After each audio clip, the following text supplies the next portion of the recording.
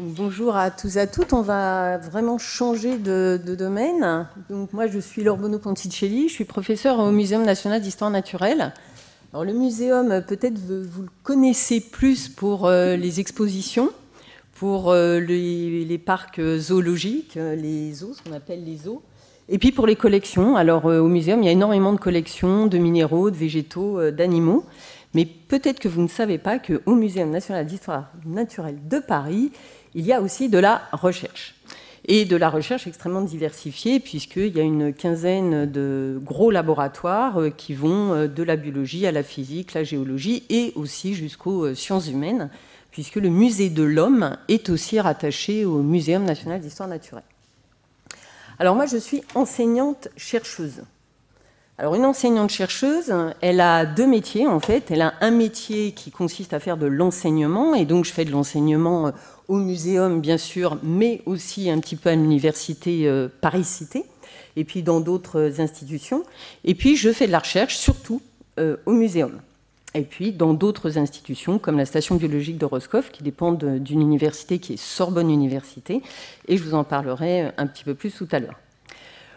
Je suis dans un laboratoire qui s'appelle Borea, biologie des organismes aquatiques et écosystèmes. Donc on a une approche qui est à la fois écologique et une approche des organismes. Et dans l'équipe, on travaille sur l'évolution des régulations et les cycles biologiques d'organismes aquatiques. Donc on est assez loin de l'humain, on est plus en recherche fondamentale et plus orienté vers l'écologie et l'environnement que vers la médecine. Donc l'équipe, on est une toute petite équipe où il y a des enseignants-chercheurs comme mon collègue Yann et moi-même, une postdoctorante, un doctorant et puis des étudiants. Donc là, c'est actuel, mais on peut avoir plusieurs étudiants de master. Et puis vous voyez ici les laboratoires qui ne correspondent certainement pas à l'image que vous avez quand vous regardez les séries Les Experts à Miami, par exemple. Donc comment je suis devenue chercheuse ? Alors en fait, mes envies ont commencé au collège, c'est-à-dire en 5e, quand j'ai dit c'est qu'une moule. Et je me suis dit, je veux travailler sur du matériel marin. Alors pourquoi ? Parce que j'ai été absolument sidérée d'avoir toutes les fonctions qu'on connaît, c'est-à-dire les fonctions de reproduction, les fonctions de locomotion, les fonctions de digestion, les fonctions de respiration, dans une petite chose aussi moche qui n'a l'air de rien.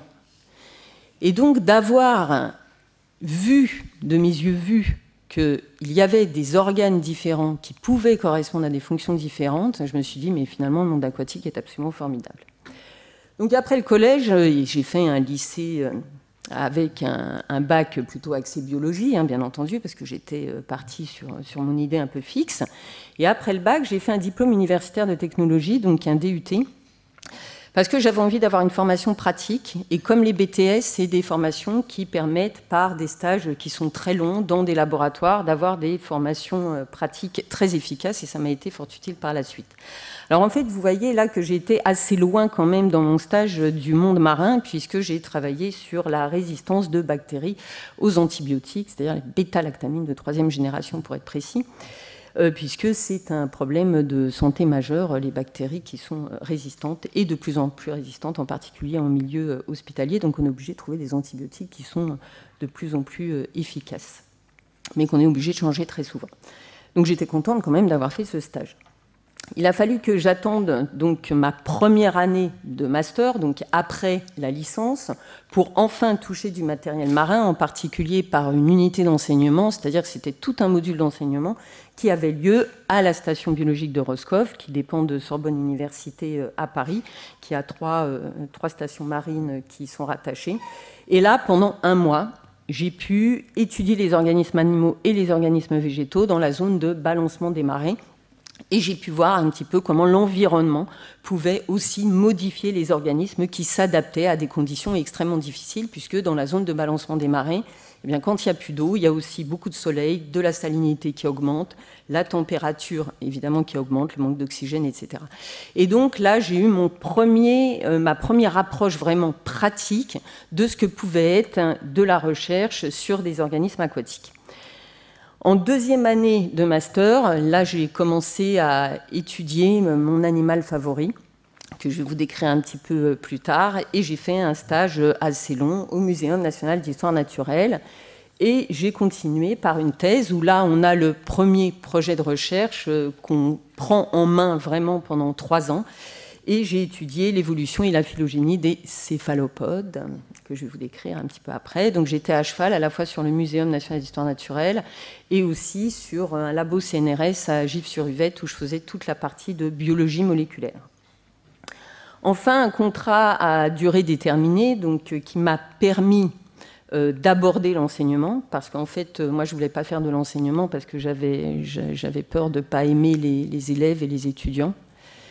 Et en fait, quand j'ai commencé à faire de l'enseignement, j'ai adoré ça. Donc le message, là, si vous n'avez pas essayé, vous ne pouvez pas savoir. Donc il faut y aller. Et c'est 2 ans plus tard, bon, je passe l'épisode post-doctorat que j'ai fait après ma thèse, juste avant la terre, mais donc j'ai eu un poste de maîtresse de conférence à l'université Paris-Cité. Et il y a 10 ans, j'ai intégré le Muséum national d'histoire naturelle en tant que professeur. Donc c'est des grades différents.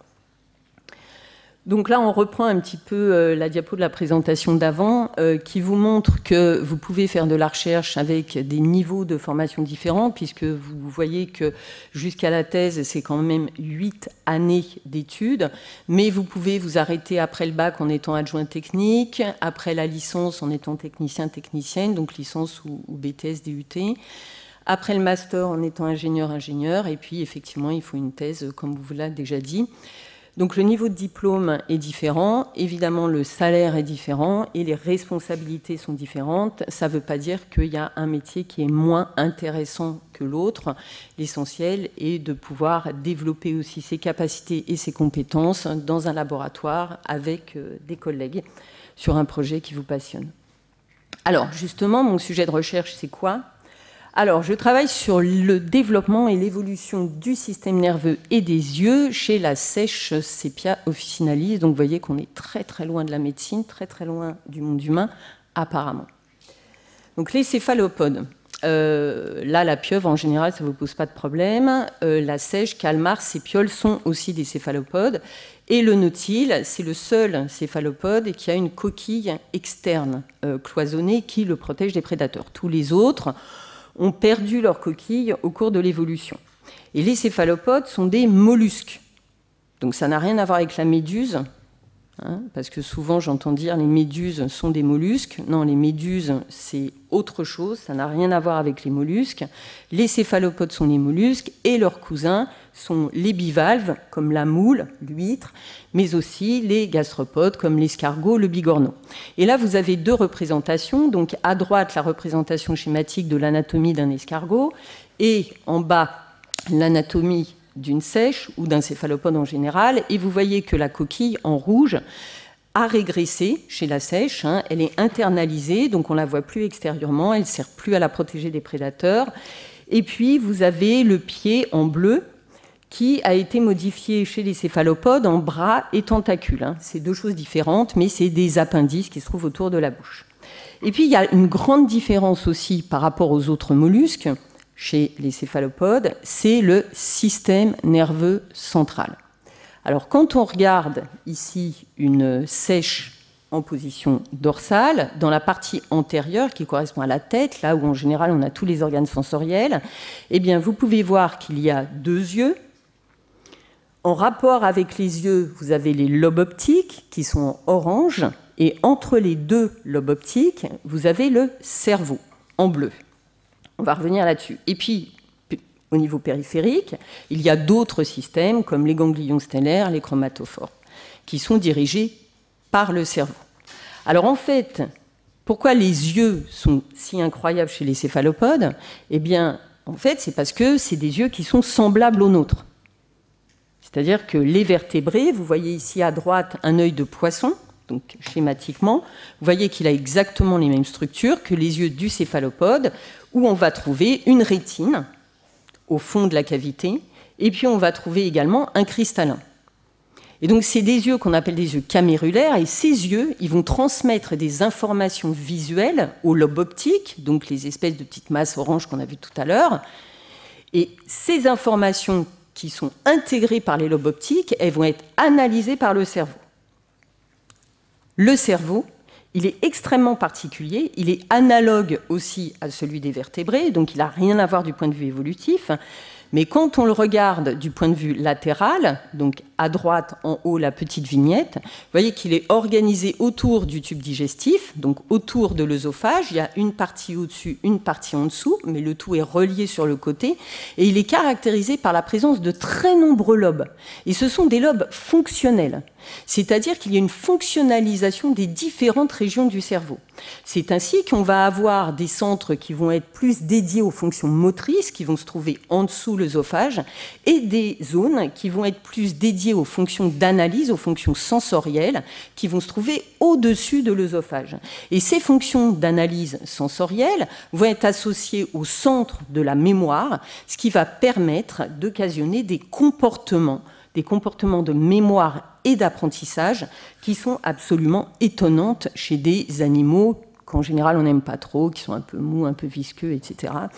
Mais ces animaux sont capables d'apprendre, donc d'apprendre par exemple à appuyer sur des boutons pour déclencher un appareil photo, ils apprennent à ouvrir un bocal, et je vous invite à voir la vidéo YouTube du docteur Nozman qui montre aussi des petites sèches dans le laboratoire dans notre équipe. Et puis ces animaux sont aussi capables d'apprendre avec un tuto.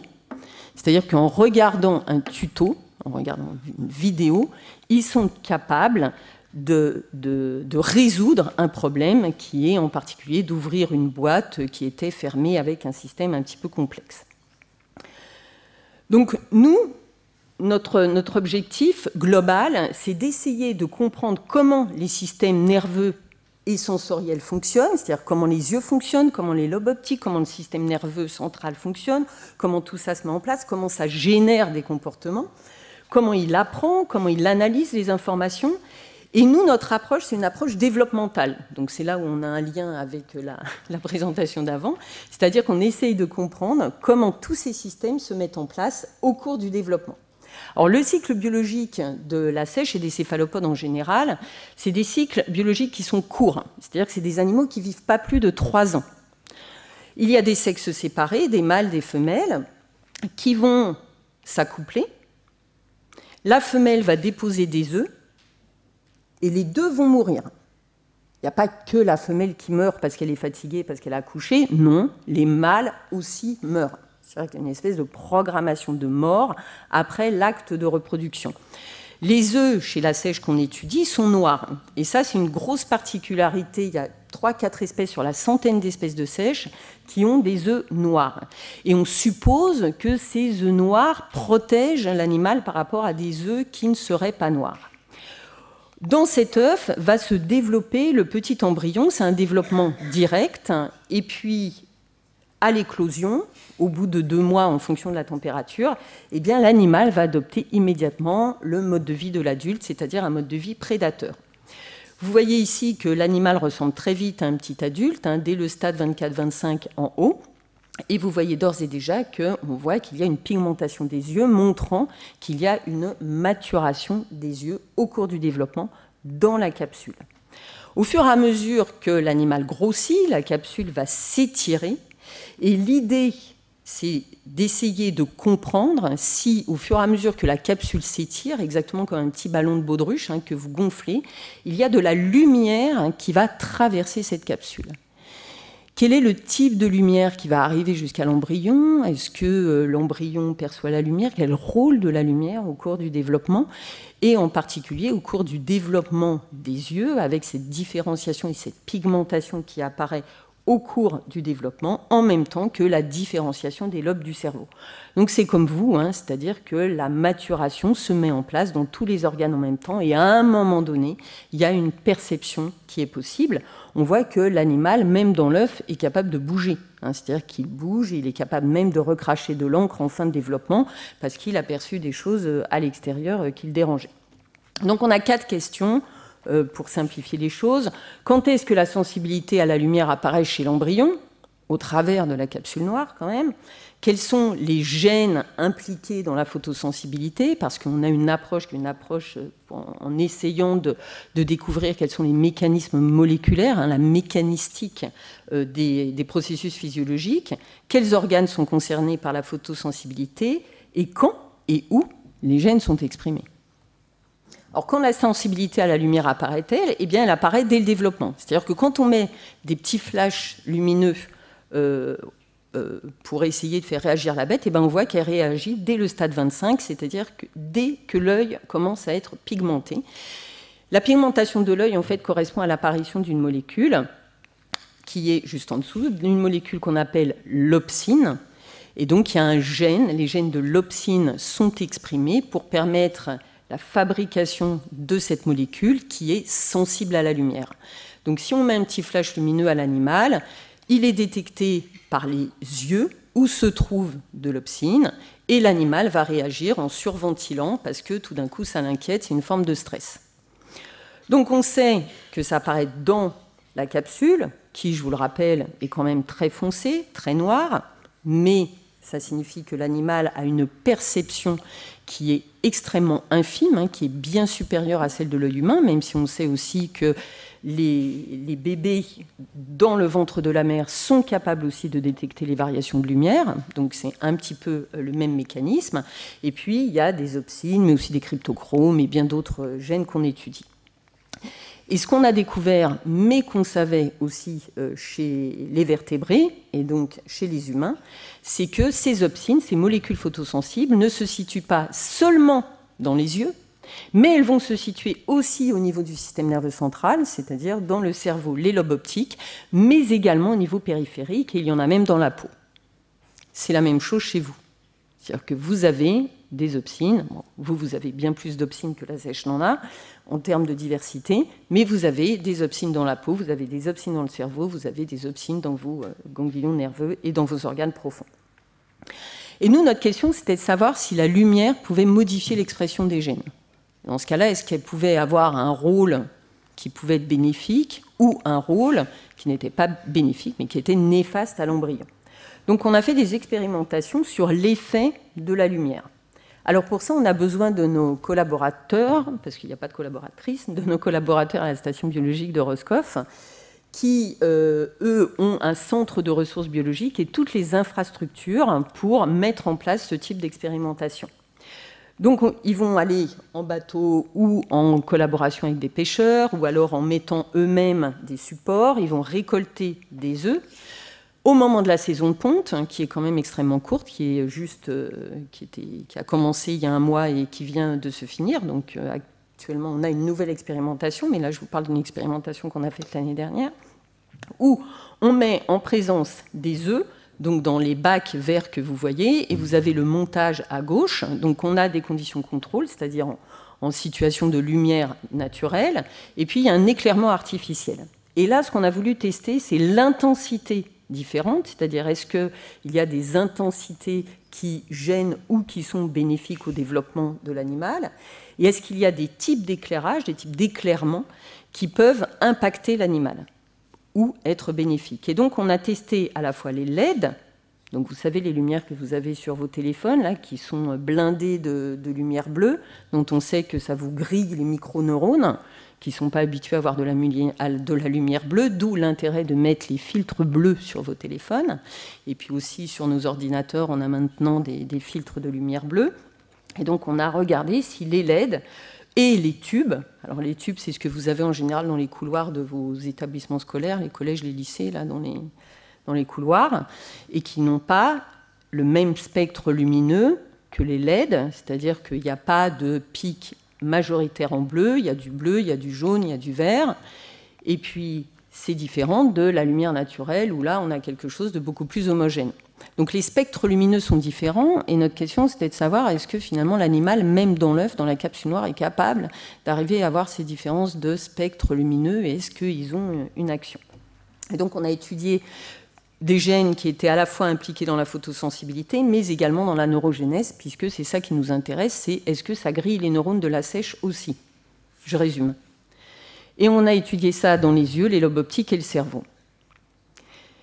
Alors ça, c'est les premiers résultats, parce que voilà, c'est vraiment la science en train de se faire, hein. Les premiers résultats suggèrent que les embryons sont sensibles à l'intensité lumineuse et aux différences d'intensité lumineuse, c'est-à-dire qu'il va y avoir une corrélation pour certains, ou une inhibition pour d'autres gènes, entre l'augmentation de l'intensité lumineuse et l'expression des gènes. Et puis, il y a des gènes qui sont sensibles également aux variations de spectre, c'est-à-dire aux différences de type de lumière, c'est-à-dire entre les LED et les tubes. Donc, dans la nature, et là, on a vraiment une information environnementale qui est précieuse. Dans la nature, s'il y a trop de lumière côtière, particulièrement la nuit, ils pourraient être affectés dans leur développement. Et s'il y a trop de lumière LED, ce qui est le cas de plus en plus, puisque de plus en plus de villes, pour des soucis d'économie, installent des LED dans les zones côtières, ça pourrait avoir une influence importante sur le développement de nos animaux, et donc la poursuite de leur cycle biologique. Donc, on a là une inférence environnementale qui est due en fait aux activités humaines qui pourraient avoir des conséquences dramatiques sur les populations de seiches. Donc la lumière est essentielle au bon développement, mais elle peut être néfaste. Les organismes aquatiques peuvent aussi être touchés comme les organismes terrestres, et on en parle beaucoup moins que les organismes terrestres, même si maintenant on commence à s'intéresser à l'océan, enfin ça fait peu de temps. Et d'autres facteurs comme la température sont en cours d'étude. C'est une manip qu'on avait fait aussi il y a 2 ans. Voilà, je vous remercie. Ah oui, il faut que je mette le petit film. Moi, il marche.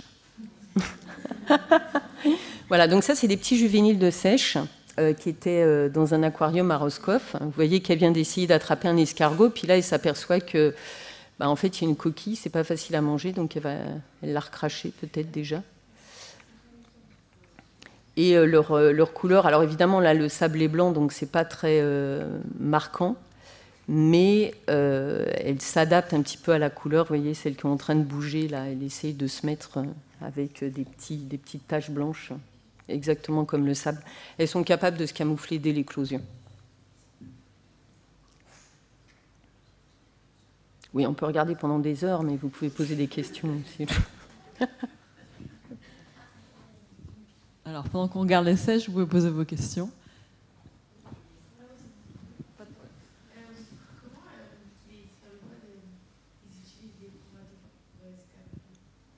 Ouais. Alors, je vais juste revenir sur la bête. Voilà. En fait, vous voyez que donc, les chromatophores, c'est la cellule qui est rayonnante là et qu'on voit en taches colorées à droite. Alors, le côté rayon, c'est en fait des fibres musculaires qui sont reliées à des fibres nerveuses.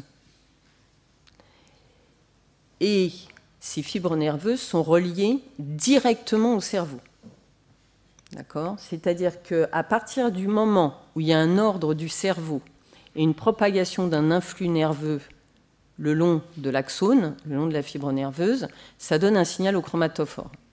Quel est ce signal ? C'est je te donne le signal, les muscles, c'est-à-dire les petits rayons du soleil, là, les muscles se contractent. Et qu'est-ce que ça fait quand ça se contracte ? En fait, ça s'étire. Donc, vous allez avoir des chromatophores qui vont avoir une grande plage colorée, ça veut dire qu'ils sont étirés.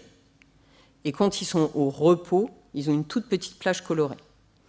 Les chromatophores, ils ont des couleurs qui vont du jaune ou brun très foncé, en passant par le orange, le rouge, etc. On sait maintenant que c'est des homochromes. Et ils sont contrôlés directement par le cerveau, j'insiste là-dessus, parce que quand on dit que le caméléon, il va très très vite pour changer de couleur, en fait, c'est une fake. En fait, le caméléon, il met entre 2 et 3 minutes à changer de couleur, alors que le céphalopode, c'est 1 millième de seconde. C'est-à-dire que vous ne le voyez pas. C'est-à-dire que votre œil n'est pas capable de voir, de détecter les changements. Alors, il n'y a pas que les chromatophores. Hein. En dessous, il y a d'autres types cellulaires, en particulier des iridophores qui donnent cette espèce de couleur iridescente. C'est ce qu'on appelle une couleur physique, l'espèce de couleur la vert, jaune, qui est entre les chromatophores. Et donc, c'est un assemblage de tous ces mécanismes-là colorés qui fait que l'animal peut se camoufler.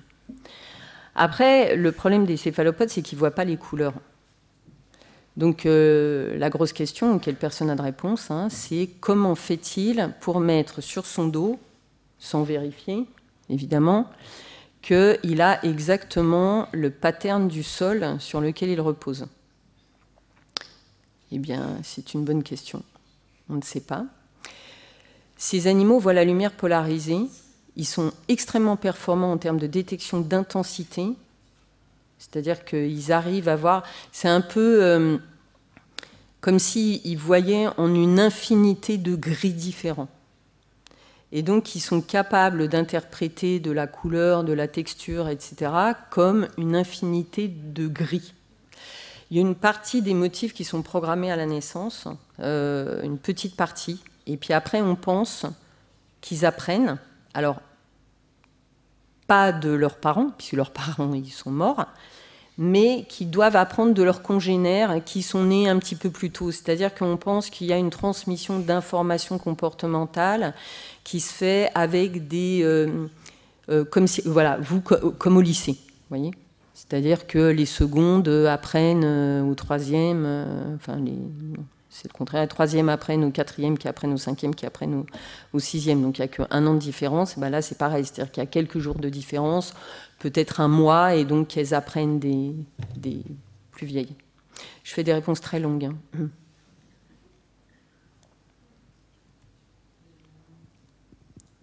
J'ai vu quelqu'un qui a levé la main tout à l'heure.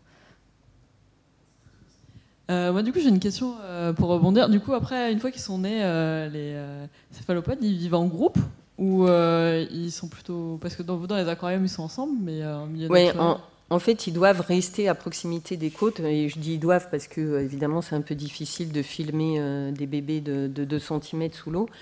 Mais en fait, on pense qu'ils restent sous l'eau, enfin, dans la zone côtière à proximité, parce que c'est là où ils vont trouver des petites bêtes dans le sable à proximité qui vont permettre de les nourrir.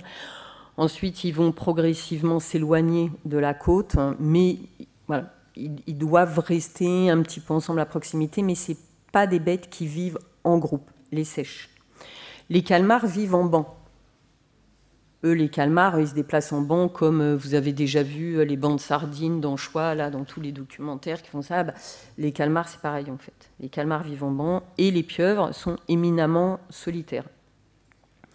D'où le scandale absolu de cette ferme à pieuvres qu'ils veulent, que les Espagnols sont en train de mettre en place. Donc faire de l'aquaculture de pieuvres, alors que c'est des animaux qui sont solitaires. Hein. On voit bien que quand ils sont dans un aquarium trop petit, ils se jettent contre les parois, ils dépriment, parce que oui, ces animaux sont capables de déprimer aussi.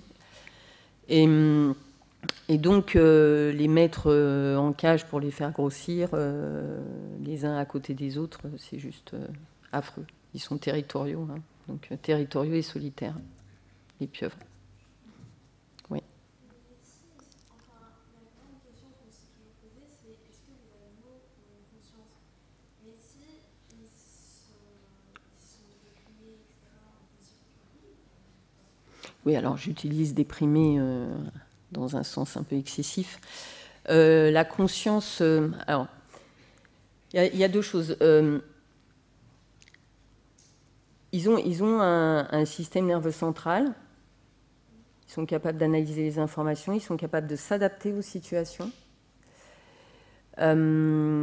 Certains en déduisent qu'ils sont intelligents. Alors, qu'ils sont intelligents parce qu'ils sont capables de faire des actions que nous, humains, on est capable d'interpréter, qu'on est capable de faire. Donc, si nous, on est capable de le faire, parce que nous, on est très intelligents. Et donc, si nous, on est très intelligents, si l'animal fait des trucs que nous, on fait, c'est que forcément, ils sont intelligents. Chez les humains, moi je ne sais pas ce que c'est que l'intelligence. Chez les céphalopodes, je sais encore moins ce que c'est que l'intelligence. Ce que je sais, c'est que comme tout le monde, c'est-à-dire vous, nous, les céphalopodes, ils ont des capacités cognitives qui peuvent être développées par des stimulations extérieures. Ce qu'on sait, c'est que c'est des animaux qui souffrent.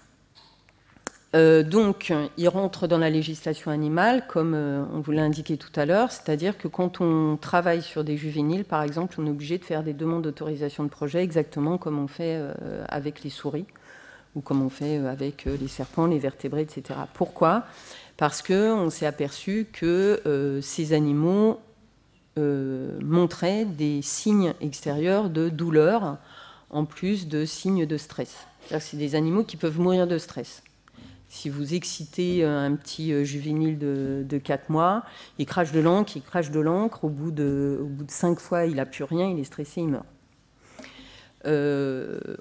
ça a été des tests qui ont été assez poussés en termes de douleur. On ne sait pas s'ils ont les récepteurs, parce que j'ai été un peu taclée par les vétérinaires là-dessus, parce qu'ils me disaient, mais en fait, vous ne pouvez pas dire qu'il y a de la douleur parce qu'il n'y a pas les récepteurs qu'on connaît chez nous humains. Et comme évidemment, nous, on est le parangon de l'évolution et on a tout parfait, exceptionnel, l'idée ne leur vient pas qu'il puisse y avoir des systèmes et des mécanismes qui soient différents, avec des molécules qui soient différentes, et donc d'autres types de récepteurs qui permettent de ressentir la douleur. Et je crois que si on s'ouvrait un peu aussi en science à ça, peut-être qu'on arriverait à découvrir chez les humains d'autres mécanismes et d'autres voies qui permettent aussi de faire avancer la recherche sur le monde humain plutôt que de rester figé dans nos systèmes.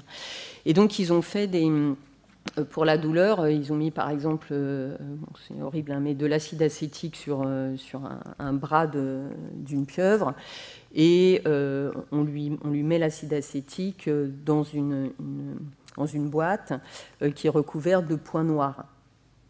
Et puis on lui met l'antidouleur, hein, parce qu'on peut mettre après de l'antidouleur, de l'analgésique, hein, dans une boîte qui est rayée. L'animal, en fait, fait un processus associatif, c'est-à-dire que si on lui laisse choisir les deux boîtes, il va aller dans la boîte où il n'a pas eu mal. Ouais.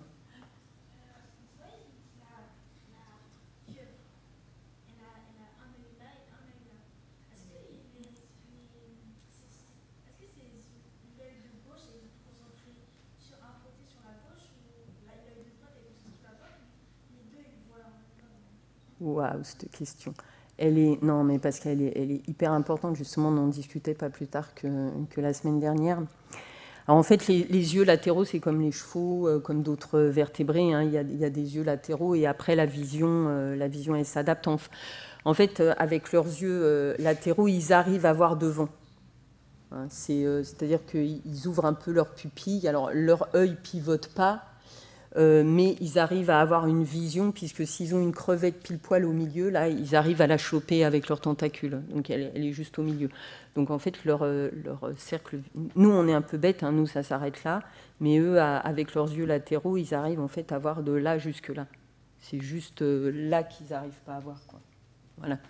Et en fait, je dis cette question parce que il y a une collègue qui travaille à Caen qui s'appelle Christelle José Alves, qui fait des manips de comportement absolument fabuleux sur la sèche.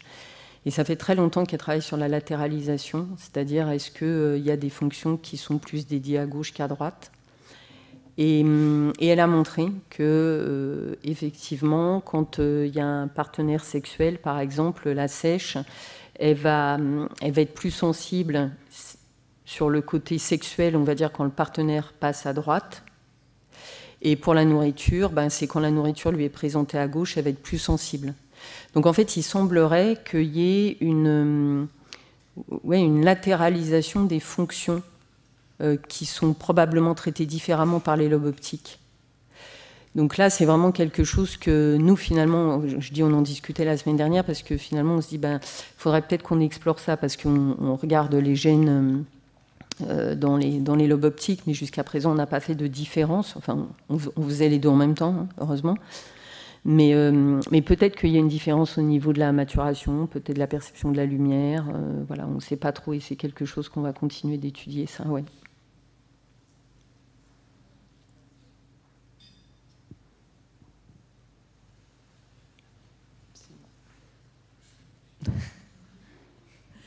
Est-ce qu'il y a d'autres questions ?